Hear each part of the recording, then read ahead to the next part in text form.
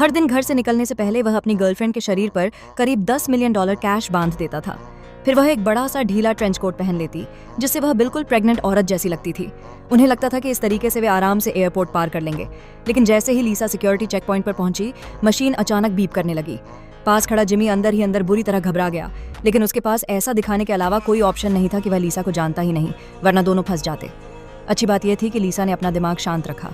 उसने आराम से अपना नेकलेस उतारा और बोली कि शायद इसी वजह से अलार्म बजा। इसी बहाने उसने सिक्योरिटी ऑफिसर को चकमा दे दिया और बाहर निकल गई। लेकिन दोनों में से किसी ने भी राहत की सांस नहीं ली, न मुस्कुराए न कोई रिएक्शन दिया। दोनों बिल्कुल अजनबी लोगों की तरह सीधे आगे बढ़ते रहे। सिर्फ बोर्डिंग गेट तक पहुंचने के बाद जाकर उन्होंने थोड़ा रिलैक्स किया, फिर भी उन्हें अजनबी बनने का नाटक जारी रखना पड़ा। अगले 1 साल में उन्होंने यही तरीका दर्जनों एयरपोर्ट पर इस्तेमाल किया और कुल मिलाकर $200 मिलियन कैश देश से बाहर स्मगल कर दिया। यकीन करना मुश्किल है, लेकिन यह कहानी सच्ची घटनाओं पर आधारित है।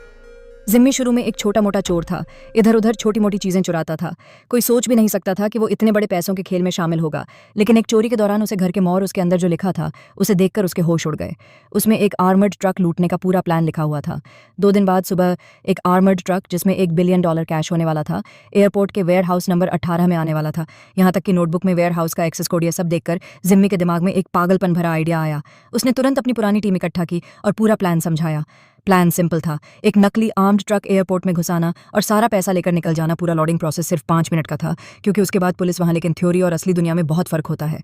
असली काम में कभी भी कुछ भी गलत हो सकता था, इसलिए कोई गलती ना हो इसके लिए उन्होंने ढेर सारे हथियार खरीद लिए। साथ ही खास मास्क बनवाया ताकि सीसीटीवी कैमरे उनके चेहरे पहचान ना सके। भागने के दौरान इस्तेमाल करने के लिए उन्होंने स्पाइक स्ट्रिप्स भी तैयार करवाए। आखिर में नोटबुक में मिली जानकारी की मदद से जिमी उस कबाड़ खाने तक पहुंच गया जहां नोटें,